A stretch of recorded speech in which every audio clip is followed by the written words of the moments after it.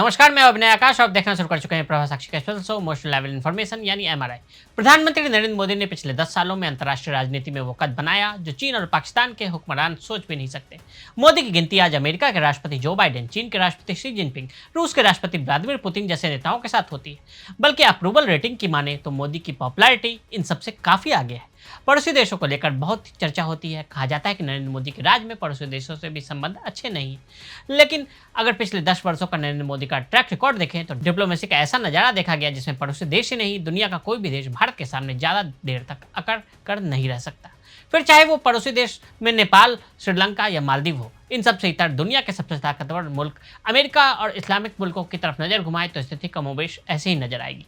लेकिन एक और देश जिसे कहा जाता था कि वो चीन की गोद में बैठा है, भारत विरोधी एजेंडा चलाता है, इंडिया आउट का नारा बुलंद कर रहा है, अब उसकी भी अकड़ ढीली पड़ती नजर आ रही है। हम बात मालदीव की कर रहे हैं। दरअसल मालदीव ने 28 द्वीपों की व्यवस्था को भारत को सौंपने का फैसला किया। इन 28 द्वीपों पर अब पानी की सप्लाई और सीवर से जुड़ी परियोजनाओं पर काम करने और उसकी देखरेख की जिम्मेदारी भारत सरकार की होगी। मोदी ने क्यों सौंपे 28 द्वीप?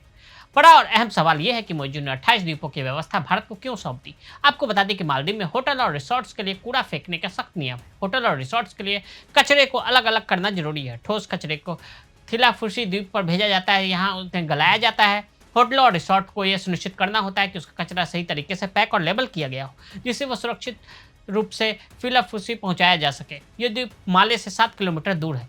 कूड़े के निस्तारण के लिए भारत मालदीव को टेक्नोलॉजी और वित्तीय मदद देता है। जयशंकर जमीन में क्या हुई बात? मालदीव के विदेश मंत्रालय ने कहा कि विदेश मंत्री एस जयशंकर की यहाँ की यात्रा द्विपक्षीय संबंधों में एक महत्वपूर्ण मील का पत्थर है। मंत्रालय ने कहा कि दोनों देशों ने अपनी मित्रता और मजबूत संबंधों की नई ऊंचाई पर ले जाने की इच्छा व्यक्त की है। मालदीव के विदेश मंत्रालय ने एक बयान में कहा कि विदेश मंत्री मूसा जमीर और डॉक्टर एस जयशंकर दोनों ने मालदीव और भारत के बीच मित्रता और मजबूत संबंधों को नई ऊंचाई पर ले जाने की इच्छा व्यक्त की है। जमीर ने मालदीव सरकार और उनके लोगों की सभी क्षेत्रों में भारत के साथ सहयोग बढ़ाने की प्रतिबद्धता भी दोहराई है, जिससे द्विपक्षीय संबंधों में स्पष्ट रूप से सुधार का संकेत मिलता है। मौजू के बदले सुर। मालदीव के राष्ट्रपति मौजू ने पड़ोसी देश भारत के साथ संबंधों को संरक्षित और मजबूत करने की प्रतिबद्धता व्यक्त की और इसे द्वीप राष्ट्र के निकटतम सहयोगी और अमूल्य भागीदारों में से एक बताया। मौजू ने स्वीकार किया कि भारत ने जब भी मालदीव को जरूरत पड़ी सहायता प्रदान की है। पहल महत्वपूर्ण आर्थिक लाभ प्रदान करेगी, स्थानीय अर्थव्यवस्था को बढ़ावा देगी और साथ ही देश की समृद्धि में योगदान देगी। उन्होंने मालदीव को उदार और निरंतर सहायता के लिए प्रधानमंत्री नरेंद्र मोदी उनकी सरकार का आभार भी व्यक्त किया है। मालदीव की विपक्षी पार्टी ने भी बदले स्टैंड को सराहा। मालदीव के मुख्य विपक्षी दल मालदीवियन डेमोक्रेटिक पार्टी ने राष्ट्रपति मोहम्मद मौजू सरकार द्वारा अपनी भारत नीति में अचानक किए गए बदलाव का स्वागत किया है और कहा है कि माले इस बात को लेकर हमेशा आश्वस्त रहा है कि देश जब भी संकट में आएगा और मदद के लिए पुकारेगा तो नई दिल्ली सबसे पहले सहायता करेगी। बांग्लादेश। हमारे पड़ोसी देश बांग्लादेश में भारत समर्थक मानी जाने वाली शेख हसीना को ढाका छोड़कर भारत में शरण लेना पड़ा। कई सारे लोग इस कदम पर सवाल भी उठा रहे हैं। उनके साथ ये भी कहा जा रहा है कि अब अमेरिका का प्रभाव वहां बढ़ गया है, लेकिन अमेरिका का प्रभाव वाया आईएसआई बांग्लादेश में आया है। शेख हसीना की चिट्ठी भी जारी हुई, फिर वापस हुई और उसके बेटे ने सफाई भी दी। सेंट मार्टिन द्वीप का विवाद भी चर्चा में। नेपाल के गृह मंत्री रमेश लेखक ने साफ कहा कि नेपाली जमीन का इस्तेमाल उसके पड़ोसियों के खिलाफ किसी भी गतिविधि के लिए नहीं होने दिया जाएगा। उन्होंने भारत को आश्वासन दिया कि नेपाल पड़ोसी देश के खिलाफ ऐसी किसी भी गतिविधि को बर्दाश्त नहीं करेगा। विक्रम मिश्री नेपाल में ही थे, वहां वो विदेश सचिव के बुलावे पर गए थे। वहां स्पष्ट तौर पर कहा गया कि नेपाल की जमीन का प्रयोग किसी भी कीमत भारत के खिलाफ नहीं होगा।